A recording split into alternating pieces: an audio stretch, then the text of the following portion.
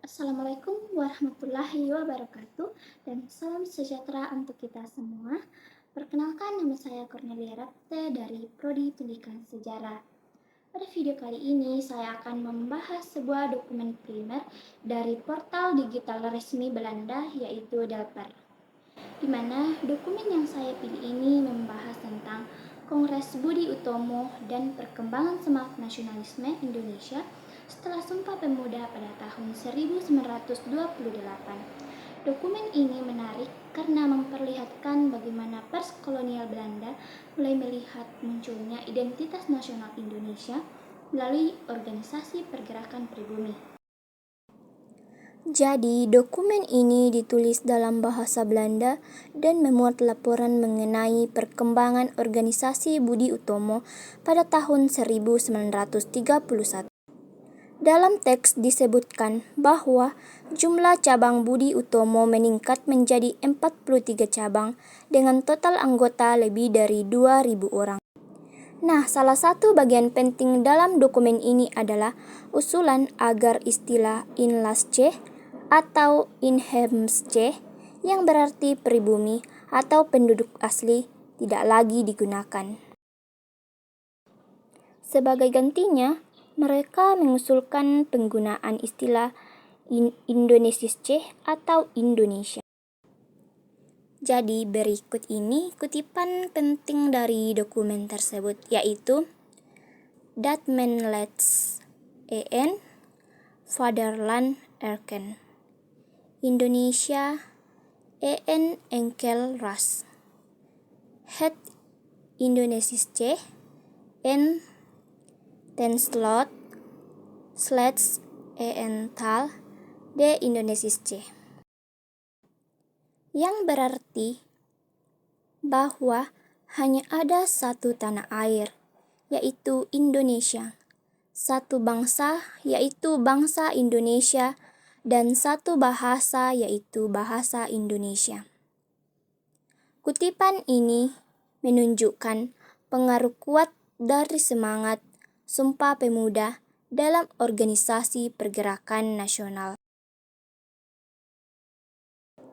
Nah, di dalam dokumen ini terdapat beberapa istilah penting yang menarik untuk dijelaskan. Yang pertama yaitu istilah Inlandsche dan Inheemsche.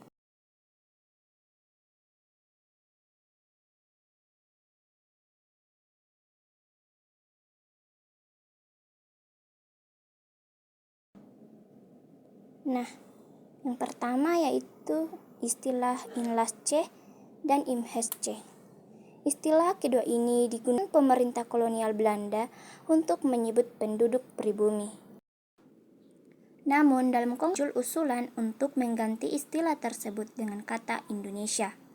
Perubahan istilah ini menunjukkan berkembangnya identitas nasional dan keinginan masyarakat untuk tidak lagi diklasifikasikan berdasarkan istilah kolonial. Selain itu, terdapat pula istilah Joucongres yang berarti pemuda. Istilah ini merujuk pada Kongres Pemuda kedua tahun 1928 yang menghasilkan Sumpah Pemuda.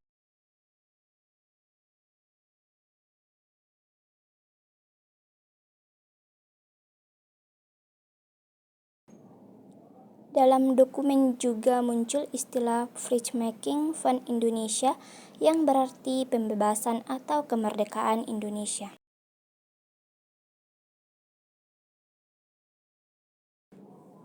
Hal ini menunjukkan bahwa gagasan kemerdekaan mulai dibicarakan lebih terbuka dalam organisasi nasional.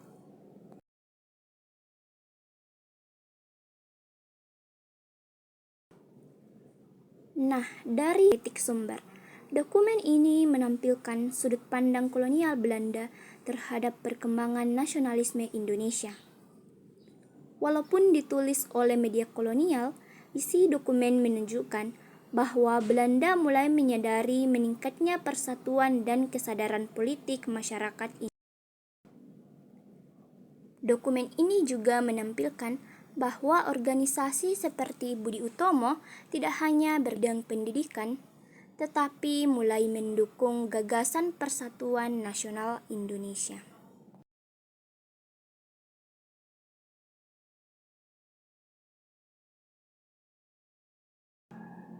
Berdasarkan analisis dokumen tersebut, dapat disimpulkan bahwa Kongres Budi Utomo tahun 1931 sangat penting dalam sejarah nasionalisme Indonesia.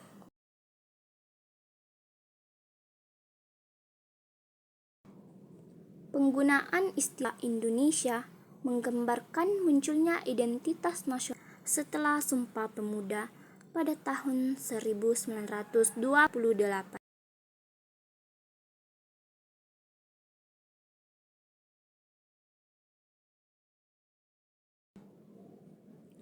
Dokumen ini juga menampilkan bahwa organisasi mulai menyuarakan penggunaan bahasa Indonesia hingga gagasan kemerdekaan.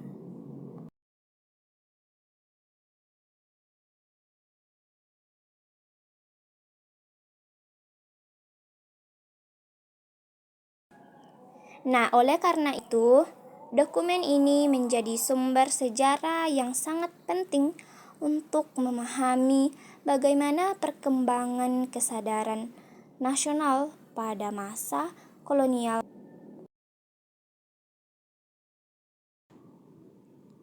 Demikian pembahasan mengenai dokumen primer tentang Kongres Budi Utomo dan semangat Sumpah Pemuda dalam pers kolonial Belanda.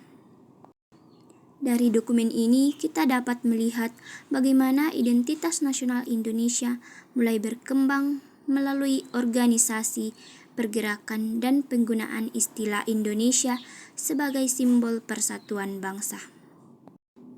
Sumber aslinya diperoleh dari arsip Delper.